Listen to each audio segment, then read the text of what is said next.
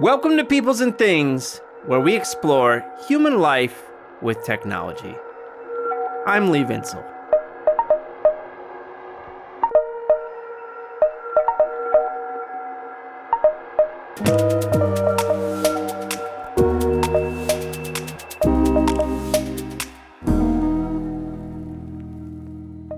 Hey, everybody. All right, this will be a quick little intro. The story of how this episode came to be is a funny one. A publicist from the University of California Press reached out to me about a new book, one that will be featured in a great episode in a few months. Ben Snyder's book, Spy Plane. She sent me some marketing language about it, and I was like, sure, send over a PDF so I can check it out and see if it'll work for the show. Only the publicist accidentally sent me a different book. It was called Firesign, The Electromagnetic History of Everything as Told on 9 Comedy Albums by Jeremy Braddock, who is an associate professor of literatures and English and coordinator of the Media Studies Initiative at Cornell University. Now, I have jokingly accused this publicist of accidentally, and that's in scare quotes if you can't hear them, sending me Braddock's book on purpose. And if she did send it on purpose, it was a welcome deception. Because as I clicked into the book and started skimming it, I became deeply fascinated. Braddock's book is a history and interpretation of the work of the Firesign Theatre, which Wikipedia describes as an American surreal comedy troupe that came together in the mid-1960s, and which we can add was a group that experimented with all kinds of different media forms. As I digitally thumbed through Firesign, I found a work that was genuinely surprising to me and far outside my wheelhouse. I was so happy to have stumbled upon it. As Braddock's job title suggests, he works, at least partly, in the world of media studies. Now, media studies is a giant academic field, and it has so many different sub-areas within it. I try to be realistic with myself about what the kinds of topics and approaches this podcast covers, and I think so far, although I've had some media studies scholars on, and will soon have even more, Peoples and Things has not really engaged much with this field. Part of this is because some areas of media studies are close to literary and film studies, and for instance, draw on literary theory and continental philosophy to interpret the content of media, like what various media texts tell us about society. And intellectually, I came out of that world. I read a lot of that stuff as an undergraduate and graduate student immersed in French and German theory. But I long ago came to the conclusion that in general, reading media texts is not the best way to draw conclusions about society, maybe especially about human life with technology. This is especially true, I think, in modern periods where in many cases we have loads and loads of sources that are better for making inferences about how society works. But I also try to be aware of how my beliefs and predilections can at times blind me. And Braddock's book is a good example. If I'd seen it in a store, maybe I wouldn't have checked it out. But once I did, I was sucked in. And for you, brothers and sisters of the P&T, I would highlight 2 ways in which Firesign connects with the theme of technology. First, as I already alluded to, the comedy group members experimented with all kinds of media and recording technologies throughout their time together. They were real innovators in that way.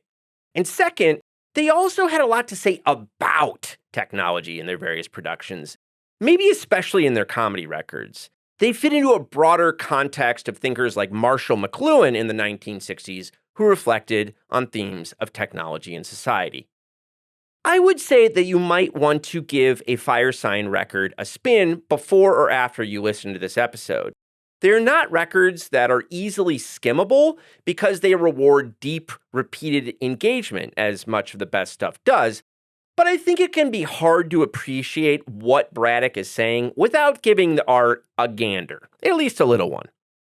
One of the beautiful things about existence is that sometimes something completely unexpected and truly surprising comes at you out of the blue. True, sometimes it's because a publicist is trying to hack your agenda. But I believe we should relish these moments as opportunities to go beyond our habitual selves and to appreciate unexpected vistas of interest and wonder. And that's why I can say to you, hey, get excited!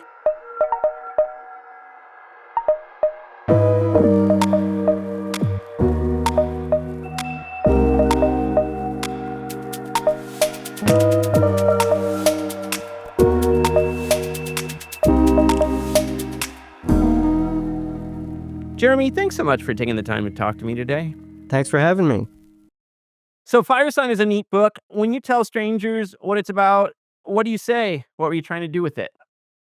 Well, I guess it depends on who the stranger is. Yeah. This is a book I've wanted to write for a really long time. I'm like a lifelong Firesign Theatre fan, and they really shaped my thinking about literature and media and technology and culture. But they were, and they were the LP album was their principal medium, and they were incredibly popular during the time of their Columbia Albums recording contract, which was 1967 to 1975. Although almost totally forgotten afterwards for interesting reasons that we could talk about or not. So I knew that they really deserved a book, that it was material that maybe even required a book, but certainly merited one. But I didn't want to write only for the old fans, right? So I wanted to try to write for people who had never heard or perhaps never would listen to the albums, because they're challenging, I guess we could say, even though they were incredibly popular. So and the other thing that I knew early on that I didn't want to do was to explain all the jokes, because that's like the worst thing ever. The worst form of exegesis in history. Exactly. We've all been there, right? And as everybody knew, the records were about way more than the comedy from the beginning. And in fact, if you read the original reviews, usually in the music press, they were much more likely to be taken as frightening than funny, and they were understood as being a kind of vernacular media criticism. So So it occurred to me that approaching their material through the media that they worked with and the media that they thought about could be super interesting, and academics, but also people interested in music culture and in cultural history might be interested to see what their project was. Yeah, man, that's great. And we'll draw out different pieces of what you just said there in different ways. But I mean, I want to make clear to listeners that they don't have to be into Firesign to enjoy your book in any way whatsoever. I knew of them culturally and kind of their place in history, but hadn't really gone in to them that deeply. I've been listening to them in recent weeks as I was looking at your book. It is wild shit, so people should check it out. But I wanted to kind of draw up that this is like a labor of deep and long-lasting love for you as a person, right? So like, how old you were, like, what, 10 or 12 or something like that when your uncle gave you records? Is that right? Something like that? Probably a little older. I can't remember for sure. Yeah. But certainly when I received them, I was like, what is this? And anyone listening for the first time will be baffled, like you all, especially on the classic records. You have to listen, and I should say these are not sketches; they're album-length, sort of narratives, and you might have to listen several times to understand that there's a plot. And certainly, at whatever age I started listening, it took a while for those to reveal themselves. But there's also a ton of sort of low jokes and puerile jokes that make it fun nevertheless. For a kid, right? Yeah. Who's not catching on to the bigger picture yet. So for folks who don't know, what was Firesign and who were these characters? So it was four guys: David Ossman, Phil Proctor, Peter Bergman, and Phil Austin. Maybe one interesting and important thing to note is that they were not baby boomers, so they were all a little bit older than their audience.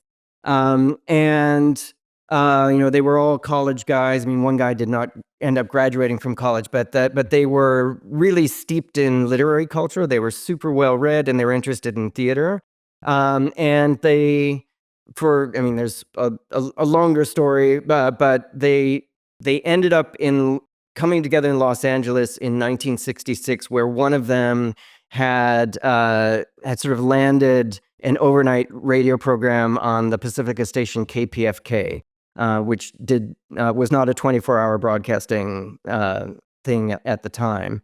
And so they got together with sort of loose improvisations and call-ins, and they discovered they had this, a big audience of sort of night owls and weirdos, and it was, and also I think it's probably important to say that it was just at the time that FM radio was about to be deregulated, so there was a new kind of audience for a new kind of broadcasting. So they were, the original show, they'd play music and they'd sort of, have these,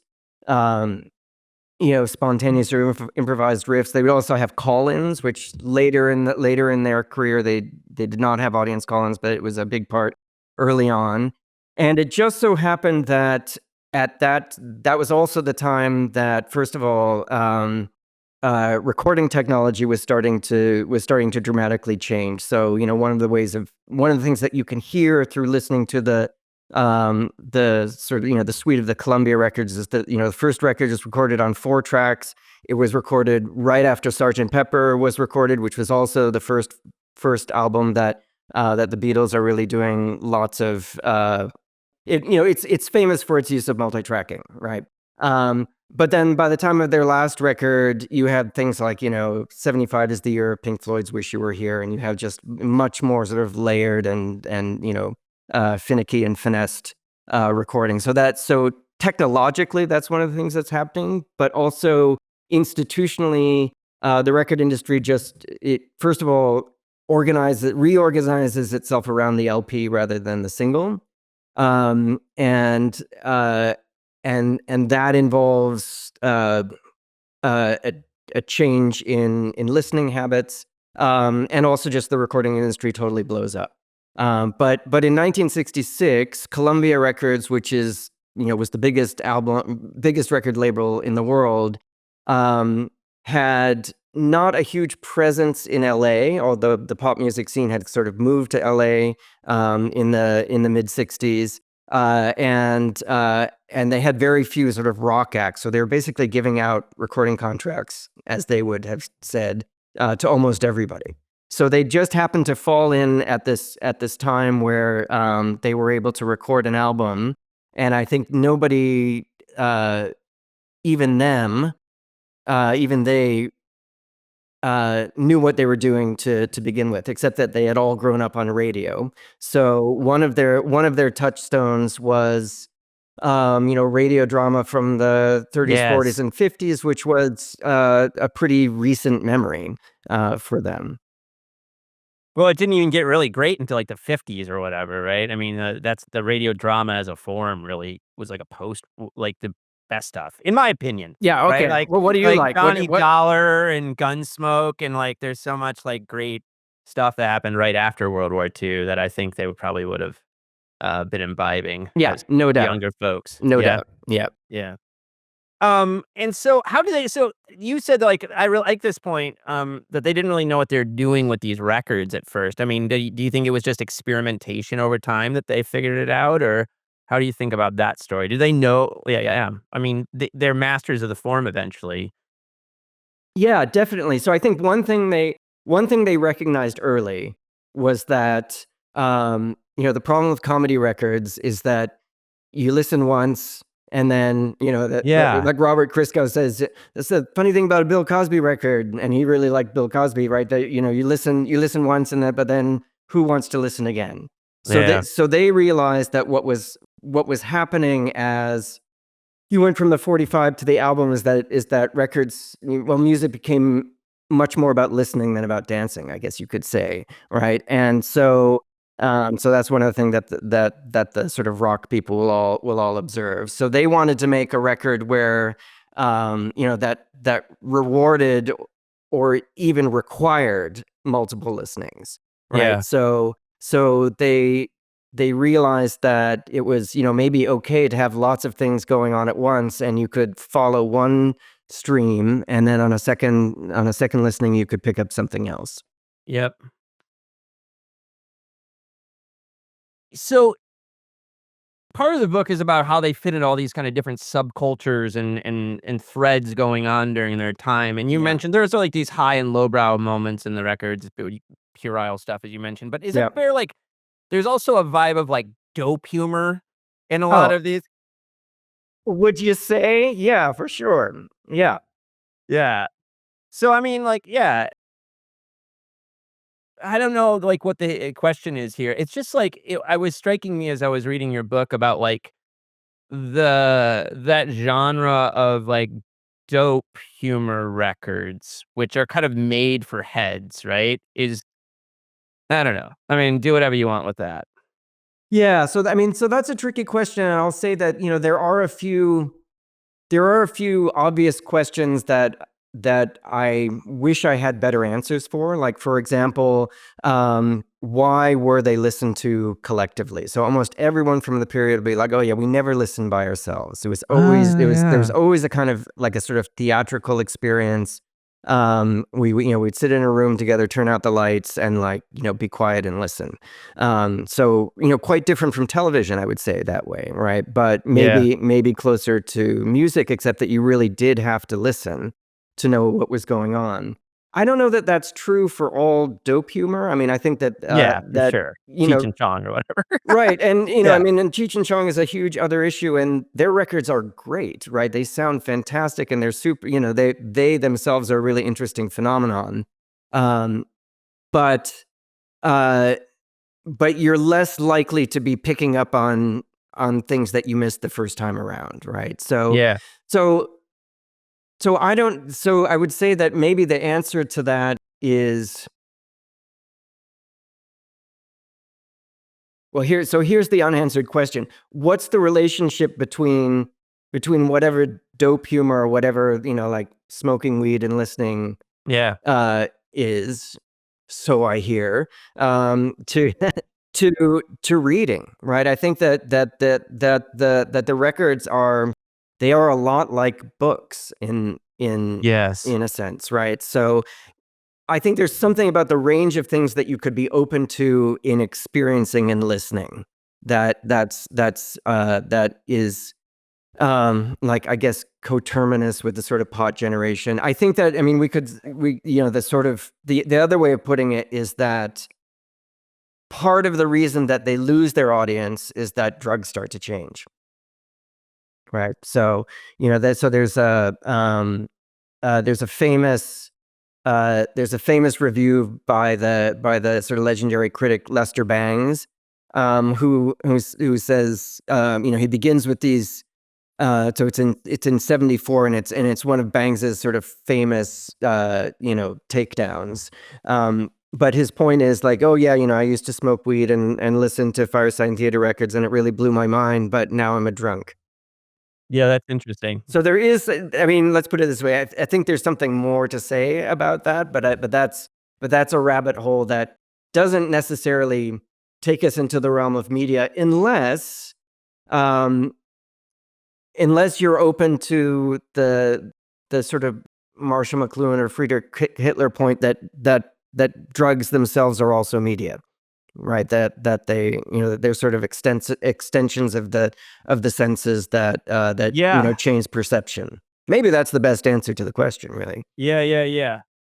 Well, and this is one of those interviews where I have lots of questions, but there's not like there's not an arc. So maybe that's my own like dope humor side of this. But that's like something that really strikes me and you draw out in all kinds of ways is this kind of self-awareness of their art form in that it's like media about media. I mean, this is part of your point everywhere, right? And I was thinking a lot, I mean, you mentioned McLuhan several times, but it just strikes me that there is also this cultural moment of like the kind of thinking about media during the 60s and awareness of it that they're kind of like tapping into in that way. Um, Yeah, that's totally right. I mean, this is, the period of their Columbia contract is also the period of McLuhan's, greatest influence in the counterculture, and sort of, just before he becomes, super corporate. And a couple of them actually met him once. This is the story they like to tell, that they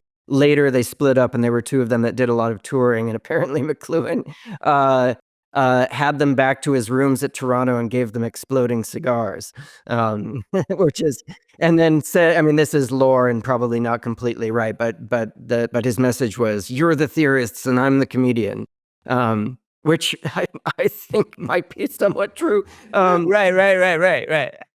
That's a very McLuhan thing to say. Yeah. Right. Yeah, exactly. But I think maybe the more interesting answer is that, they certainly knew McLuhan, as many people did, Yeah. but they were not sort of naive techno-utopians as McLuhan was often taken to be, right? I think that they were, their records are really quite dark. Um, and I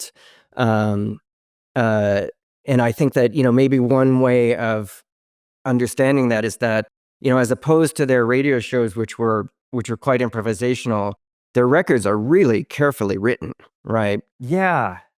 And I mean, I wanted to ask you a bit about that too, about what we know. I mean, you talk a lot about production technologies, and I loved all that stuff about multi-tracking and stereo and Dolby eventually. But I wondered, like, one thing I might just miss this, but this, they're heavily scripted. I mean, you have scripts, but it also feels very naturalistic and, like you're watching a film or something. It doesn't feel scripted. So I just wondered, like, what is that? How they do that in the studio? Was it lots of takes, you think, of like, of like constant retakes and overdubs to get it right? Or yeah, do we have a feel for that? Absolutely, for sure. And it's one of these things where it probably doesn't exist. I did get into, so Sony now owns Columbia, and I did get to spend a couple days in the archives there. And I said, well, are there any outtakes? And I said, well, really no, except that all the tapes are held in New Jersey, and we're not going to go looking for you, but one of the things that really enables the work, well, I'll say two things. So on the one hand, they had, how can one of the people that they worked with at KPFK, who was the music director, said, well, improvisation for them was like a matter of ongoing temperament, right? And Right. right, and Nice. so like Yeah. anyone, you can improvise, but you have to be prepared. So right, so it doesn't appear ex nihilo. So they'd always come in with stuff, right? But they were also, like a band. They, although in this case a band where everyone plays the same instrument, they knew how to respond and react to each other, and that was where I think the writing sort of began. So Osman said to me once when I was interviewing, he said, well, things really changed when we lost our radio show, because we did, we weren't able to keep up our craft, right? And they were also getting older and so on. But the more sorry, here's the more interesting answer to the question, is that they managed from the very beginning to have a contract where they exchanged mechanical royalties, which is how most musicians would be paid, for airplay, because their pieces were so long, that they didn't mind giving up on that. But in exchange, they got unlimited studio time, which is incredible, right? So Yeah. so they would always go in before they knew how a record would end, right? And so they would record part of it, and they'd get like a quick mix of it and take it home and listen. And so they really worked iteratively that way. Yeah. That's interesting. I mean, it is building it like a rock record or something. Even if you've got the songs, it's depends on what happens in the space, right? And kind of Yeah, building upon yourself in that way. right. Um, so for you talk about you have this nice turn where I mean you're building on the literature and media archaeology, also making a nice argument that they are kind of like media archaeologists, you know, Yeah, or without a before doubt. yeah. So but for people who aren't familiar with media archaeology as a kind of literature in academia, can you tell us a bit about what it is and how you think about it in relationship to this book? Yeah, well, any media archaeologist listening, there. Let me just say that there's a variety of styles of media archaeology, and there's some which are really sort of super post-humanist, right? They drive the human out of the humanities and that type of thing. And I would say it's not that, but I do think that it's they were super interested in the history of technologies, right? So for example, let's see, what would be the best example? Well, I have a whole thing about the relationship of the album to the book. Album is Yep. a word Right. for Right. book, and Right. I could go off about that. But probably the place to see it most explicitly is the fact that the studio that they're recording in L.A., Columbia Square Studios, was originally built for radio in 1938, right? So it's the home of well, Johnny Dollar later, but also anti-fascist wartime broadcasts from 38 and 39 and 40 and 41, and they knew that stuff super well. Later worked with Norman Corwin. And so I think that one thing they were thinking about was, well, what would radio have sounded like if it had continued? And Proctor says this explicitly at one point. What would radio have sounded like if it continued to be the dominant medium or one of the dominant mediums for mass market narrative, right?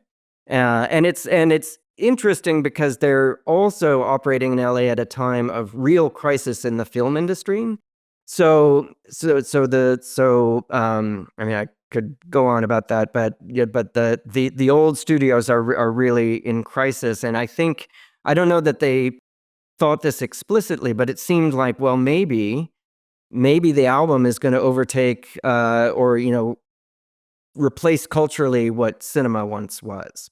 Um, so that's I'm getting away from media archaeology, but one of the touchstones that I found really inspiring was the sort of new film studies of the 90s with people like Tom Gunning, um, Thomas Elsasser, who were looking at, first of all, a cinema before the age um where sort of Hollywood narrative cinema became the dominant mode, right? So like what Gunning would call the cinema of attraction. So a mass medium, but doing things other than telling 90-minute stories.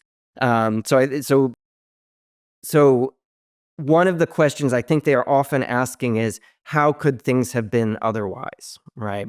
And of course, they're using the recording studio otherwise, right? They're not making rock records. They're doing something else.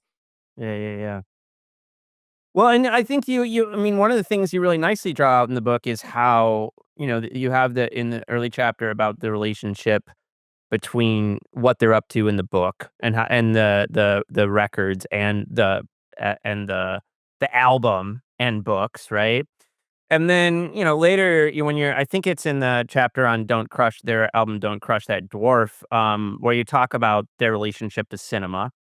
And then, like, that's the second side of that record, Don't Crush That Dwarf, is the record is like moving back and forth between television Right. channels. Yep. Right? I mean, so it's just Yeah. like an incredible it really is an incredible moment of like self-awareness of media and the representation of different media in this, audio form, basically. Yeah, right. And I'll say one thing that maybe you can drop in, which is like maybe the most media archaeological thing that they do, is that they're super interested in learning old technologies and old media practices, right? So at Columbia Square, all of the old radio, like sound effects equipment and the microphones, which, the ribbon microphones, which now are still used all the time, but were not used much at that time. So they're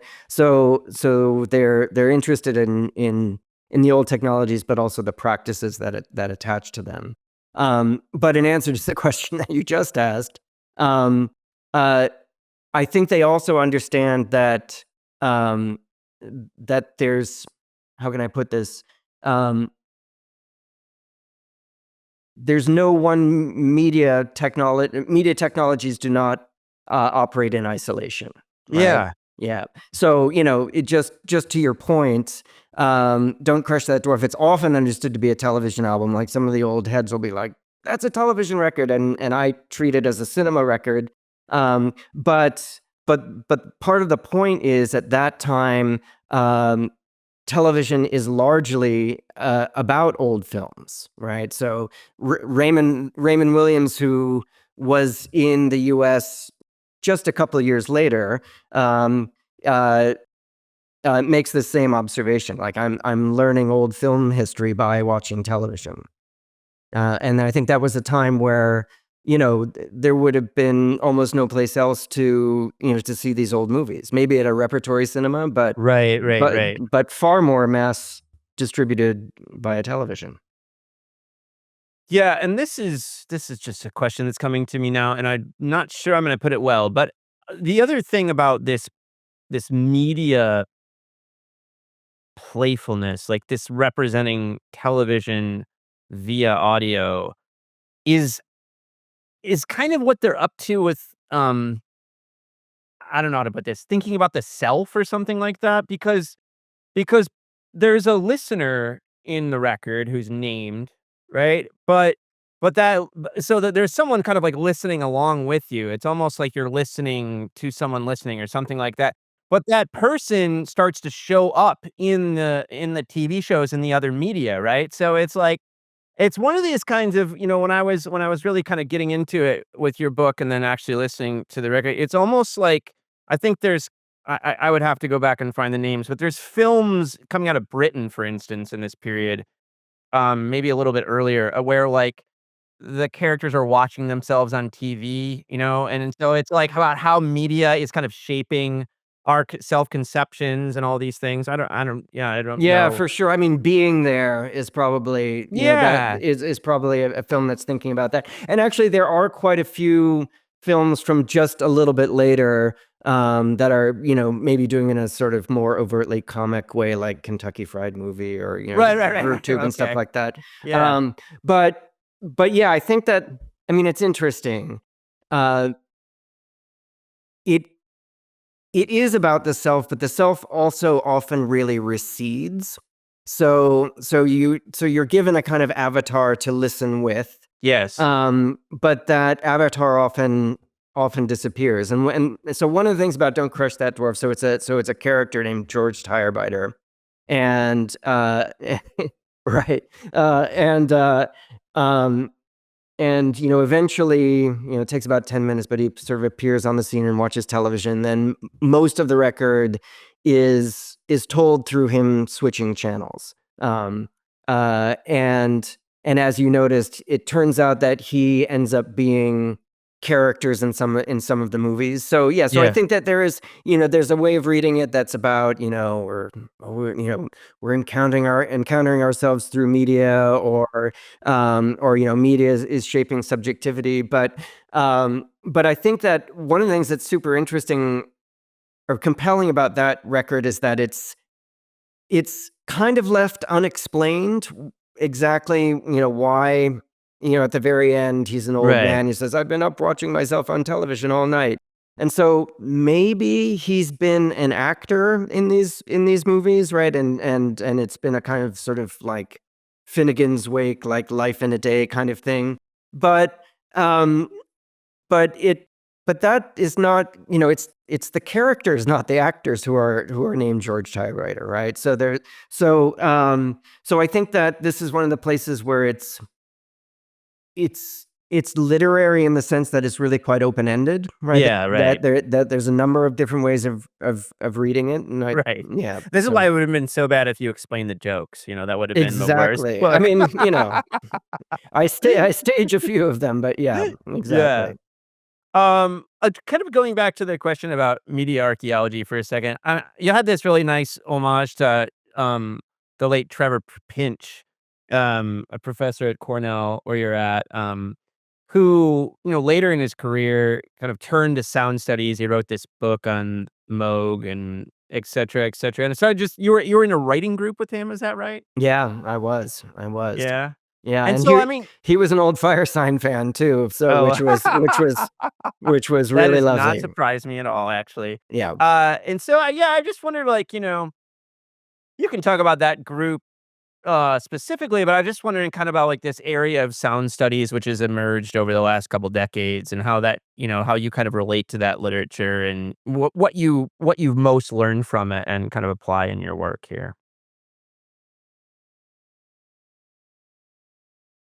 Yeah, well, I mean, I'm not sure how rudimentary to be, but it struck me that one of the reasons sound studies was so exciting and maybe even necessary was that it was a way um, of doing musicology without music, right? And to really think about uh, technologies and also listening practices. And I don't, for all my colleagues in music, I don't mean to suggest that didn't happen before, but I think that it's, the Firesign Theatre are kind of music without music, right? Yeah. And one of the ways to really understand what they're up to is to understand their uses of technology. And so I see. I'm not sure that's an answer No, to your I question. really like. No, it's a very nice answer, Okay. actually. But yeah. Um. And this is kind of another very basic question, but if you were going to recommend to, I'm sure there's going to be lots of listeners to the show that have never delved into these guys. If you're going to recommend like one record to folks to listen to, which one is it? Is it? Yeah, well, so the record that I often feel is like the easiest entry, but you can see the way they're weaving lots of threads together that will come together at the end is actually one that I don't talk about much. It's a late record called "Everything You Know Is Wrong." But the two records that are really the classics in terms of complexity and mind blowingness, but are the second record, "How Can You Be in Two Places When You're Not Anywhere at All," and "Don't Crush That Dwarf, Hand Me the Pliers." Those are maybe a little bit more challenging. What did you think? Actually, let me ask you that. Yeah, well, I spent the most time. I mean, I kind of lightly listened to the other ones and spent the most time with the Dwarf record. I think and this is kind of like I like the science fiction author Ian Banks, and there's like one book that I'll give folks to get them started, the Player of Games book. But I tell them this is not the best one, but it's the best one for you to like get into this thing. So I appreciate you're putting forward like a pony fire Yeah. sign record. And what was it again?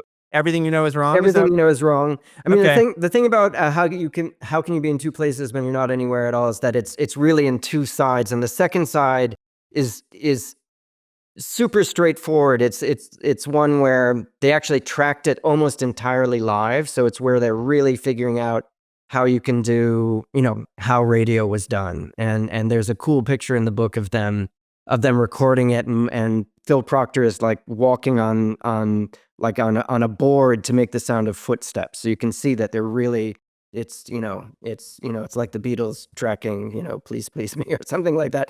Yeah. And it does have some funky and quite interesting studio trickery at the very end. But the first side is maybe as far out as they ever got. So that's also a really great place to start. So, can we talk a bit about like your last chapter in the book is about their legacy. Yeah. And the first thing I wanted to talk about is this forgottenness. And while they kind of disappear, I mean, part of it you talked about like how they drop drugs change, culture changes, they kind of drop out as not so relevant, maybe. But there's more than that. I mean, what you can not be relevant and still not be forgotten. So like what happens there, right? Well, so a bunch of things happen. I mean, one thing they're like, it's really hard to keep a band together, and they were getting older. So that's maybe the least interesting answer. But I think there's a larger question of why did they not have direct inheritors, and that has to do with like both production and reception, I think. So listening habits change, but also it's really, really, it was really, really hard to make these records. So it was both a question of having access to the studio and engineers who would understand what they were Yeah. what they were trying to produce. So they were incredibly lucky to be working in where they were and at the time that they were, but also just the relationships among them, right? So it was a huge part of it too. um I mean, I think, let's see. So I mean, I think Yeah. that's a pretty simple answer. I mean, but I think the other thing is that they end up having lots of interesting indirect inheritors. Like, Right. right, Yeah, there's a that's lot where I of was people. going next. Yeah. So I mean, like you have a cool section about kind of like crate digging and hip hop, for instance. So I mean, spin that out. I mean, it does spread out in other kinds of ways. One thing that's super striking is that there's obviously there's limits to this, but there's a way of understanding sample based hip hop of the late 80s and early 90s as really doing some of the same things that Firesign Theatre is doing. Like hip hop is super interested in media, right? And 80s and 90s are also, I mean, they're not all crews, but it's really the age where you'll have a hip hop group where there's, like you have, you know, lyrical virtuosity, but they're also often people, rapping together or with each other. There's also, there's a lot on like Public Enemy and De La Soul records. There are actually, theatrical moments within the songs, No, between the totally. songs, right? Yeah. So when the first De La Soul record hits, the great critic Greg Tate compares that record to Parliament Funkadelic, Sly and the Family Stone, and Firesign Theatre, right? So there's so that suggests that the records are still a memory at that point. But maybe more directly, their records were beginning in the late 80s quite extensively sampled. And one of the things that I guess I'm sort of proudest of in the book, or at least I think is most interesting, is that I have a chart of every sample that I was able to find. And you can see that the DJs are all listening to each other. Like almost nothing is sampled twice. Every album is sampled. And that doesn't mean that they were all Firesign fans. No, no, no. But it definitely means that the records were known. Some of them, I think the older folks, would have remembered them as from when they were younger. But then, like as you say, I think that there's the sort of crate digging aspect as well. And of course, since the albums sound so good, they're great to they're great to sample. But you can also see the way in which they're sampled changes. So at the beginning, you'll get sort of a long chunk from like Nick Danger, but then by the end, you'll get, and Madlib is the person who samples them the most. He'll take, one particular record and then just sample tiny little bits of it throughout an album. Yeah, man. I mean, the other thing you draw out, I mean, forgotten in some ways, but and this comes out in your introduction as much as it does in your legacies chapter, but it's just like, I know, I once, like, at one point in my life, I really wanted to just, like, write a book called something like American Weird about underground cultures and like That'd be a pretty big book. I know, but it's just like they do live on in these like you have like these post-punk zines talking about them. Um, yeah, and so it's funny. I mean, it's just interesting, like the places where they do live on in kind of like not just memory, but like are being rediscovered. Yeah, I mean, I think that's right. That's one of the things I guess that starts to happen in the mid '70s is that you get an explosion of minority cultures, right? And so Yeah. they go from being part of the mainstream, where they would have been played on the radio, for instance, and like a few of their records were on the Billboard charts too. To the province of discrete communities.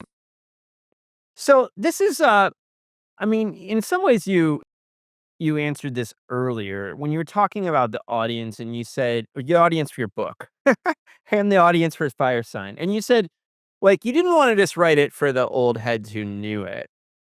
And you wanted it to be kind of open to people who are into cultural history and that. But I also just wondered if you thought about, like how or how much thought you put into the relationship between your book and the records. Because like I said, I went and, I spent the most time with the dwarf uh record, and I think I don't know, something about it just immediately gripped me. And I also really liked your chapter on it.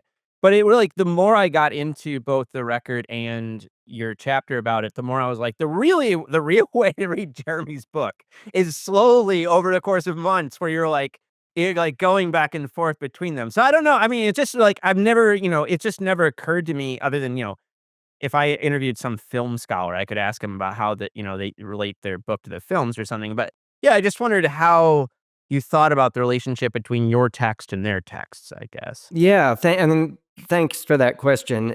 I mean, I want this. I'm I'm a little worried about how this answer will sound, but I'll say that the first chapter that I wrote was about their fourth album, which is probably it's one of their best known albums. I'm surprised you haven't asked me about this because it's the artificial intelligence chapter. It's about, which is not that I necessarily want to talk about it, but it's called "I Think We're All Boozers on This Bus." But I knew that it would be the easiest to write about because it has a really straightforward narrative. They themselves wanted to work in a different way, like they wanted to do as few sort of tape splicing, trickery or whatever. So in some ways, it was the easiest to write about. And then the second one that I wrote about was Dwarf, and which is among the most complicated ones. And so I'm already going down a rabbit hole. But that's sort of part. It was at that point that I wanted to start experimenting with trying to evoke the records as much as I was describing them, right? Because the albums have these kind of crazy rabbit holes that they go down, right? You Yeah. know, Right. and so I thought that, well, the to do justice to the work, like I would have to go down the rabbit holes too, right? And so as it turns out, the album doesn't say anything explicitly about Dolby, for instance, right? But it also has a huge part of what makes that album possible. Like they're able to do more overdubs because they're able to suppress tape noise and all this stuff. And Yeah. it's the first one they're recording on. Actually, it's the second one they're recording on 8 tracks. So the sound is different. I mean, part of the thing about Dolby is that you can put more on a record, but also keep it quiet. Yeah, Right? I did not fully appreciate that until reading your sections about that, which I thought were great on a technical level and just a sound level. I got it after you were describing it, right? So it opened things up for them, allowed them to do more and probably faster too, I would imagine. Yeah, well, I don't know if faster, but definitely more, and definitely work differently. But Yeah. I too, in the process of writing, was when you see Jack Holtzman, who is the chair or CEO of Elektra Records, describes the first record they recorded with Dolby. It's Judy Collins' "Wildflowers," right? It's not like it's not like a huge bombastic record. It's like a really delicate and quiet record. And so that, anyway, so there was a lot more to say about that. But to answer your question also, I really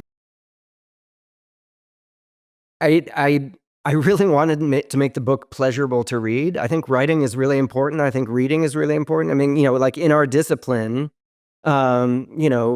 just through the vagaries of, what we're expected to know and Yeah. how to teach, we'll often like, oh, you have to read the radio chapter or whatever. But, you and I can both remember how transformed you can be by a book that you want to read again and again Yeah. and Yeah. and just enjoy its writing.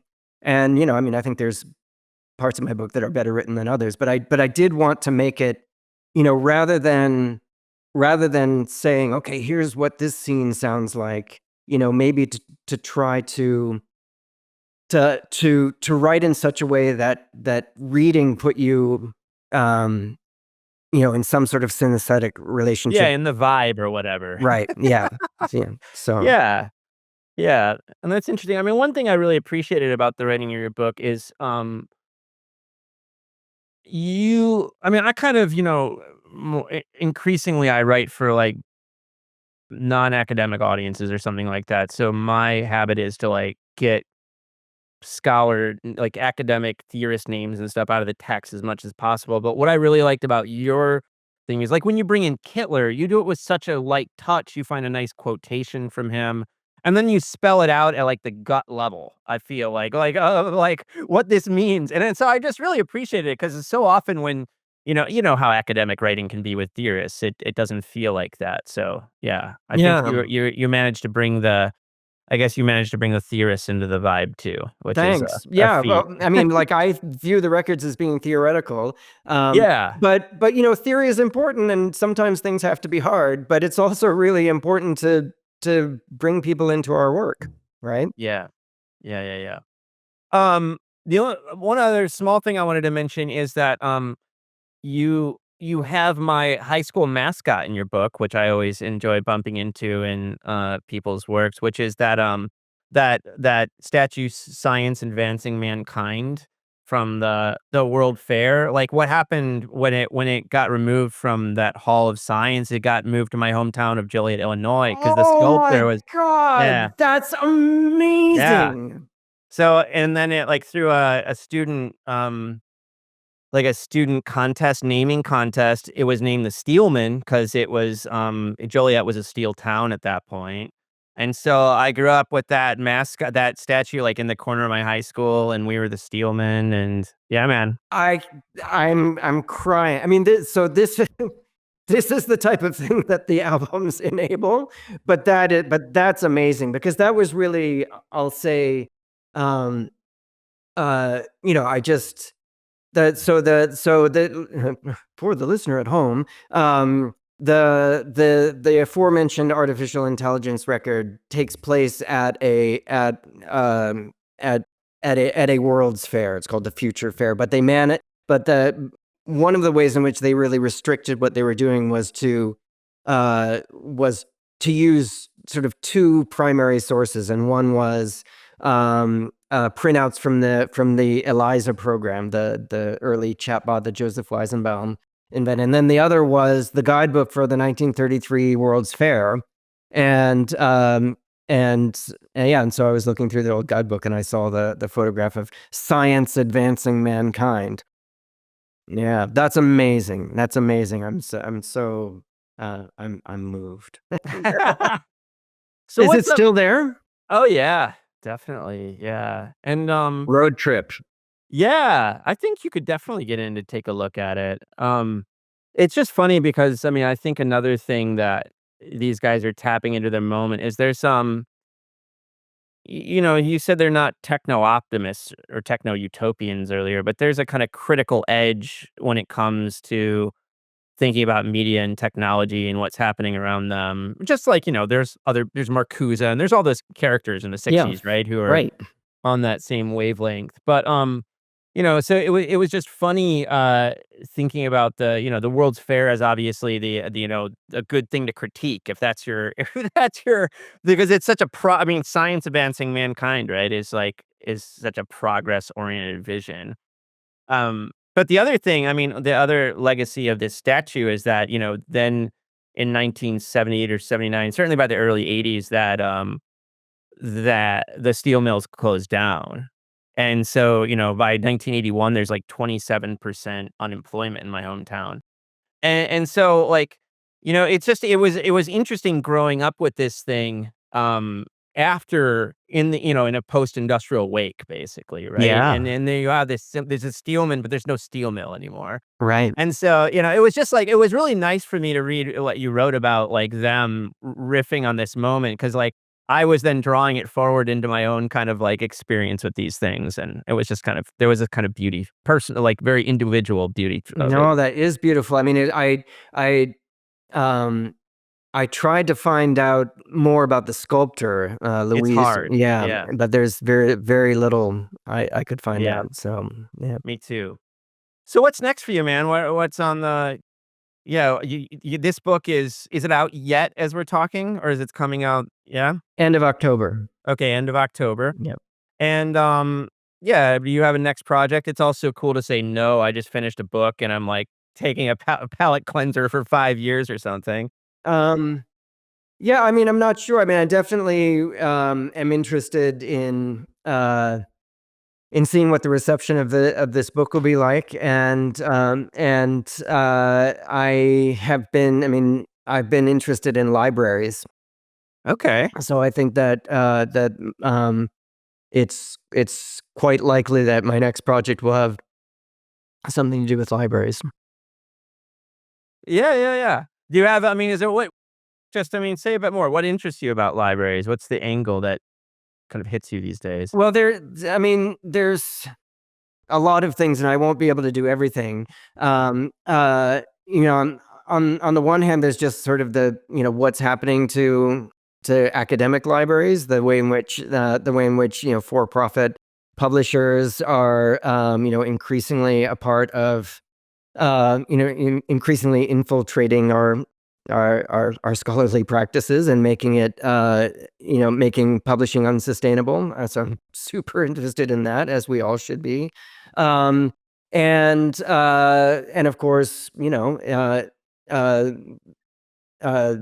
what's happening to school libraries and local public libraries that are on the front lines of politics and culture wars today. And I think but I'll say that the thing that first grabbed me, and actually is kind of related to I'll just put it this way, that I became curious about a sort of second tier modernist poet, Archibald MacLeish. I'm trained as a literary modernist, so this is my period. Who became the Librarian of Congress in like 1939, 1940, and was also wrote some early radio plays that are totally, in fact, listen to The Fall of the City. Is an amazing, it's an allegory about fascism. But so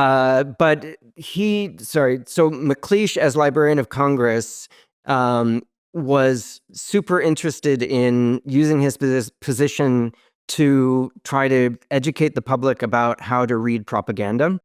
And he saw local regional libraries as the sort of first line of defense. And it's sort of I can see it. Yeah. a place for adult education. Yeah. So I find that. But again, super this kind of interesting. media awareness. Yeah, exactly. Right. Oh, that's cool, man. Yeah. So like print and radio. I mean, he's really he's aware that print is a part of this ecosystem that includes cinema and radio. All of which are being used politically. Right on.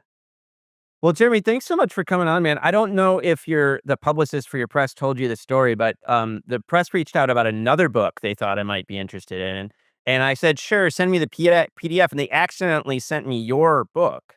And I was like, and I took a look at it and I'm like, you didn't send me the right. I'm like, I told her, I'm like, I think you did this on purpose because you knew I would be into it, right? Like we were on the sly pushing 2 books. But I checked out the PDF that came through and I'm like, this is very cool. And like, I'm not sure it would have come across my desk like, otherwise, because we kind of operate in slightly different worlds. But Yeah, it's you're just an like, SDS guy. yeah, well, yeah, and so yeah, I just like I just like read the first little bit just like on a whim because it came through, and I was like, this is fucking cool, man, and I really like how how the story of technology is woven through what you're up to on so many different levels, from their own like how they're using technology, how they're thinking about the history of technology, but also how they're kind of critically theorizing technology Yeah. of their moment, and so. It was just a great fit, and so that kind of stroke of luck was, I was very glad it happened. So thank you very much for coming on. It's been a blast for me. Thank you. That's really kind of you to say.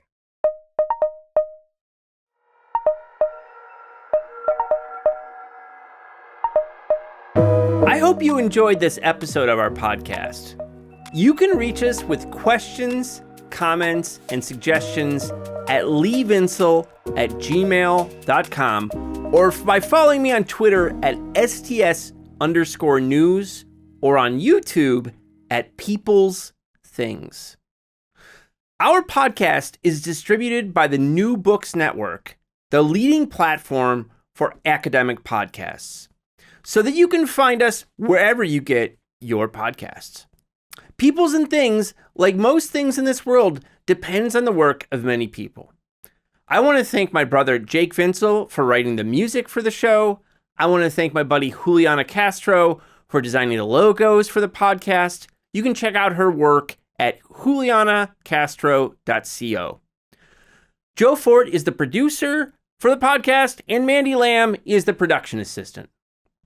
This podcast and other Peoples and Things programming are produced in affiliation with Virginia Tech Publishing and supported by the Center for Humanities and the University Libraries at Virginia Tech.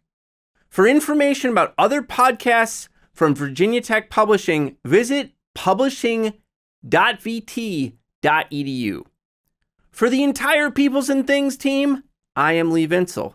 And most importantly, I want to thank you for listening. Thanks.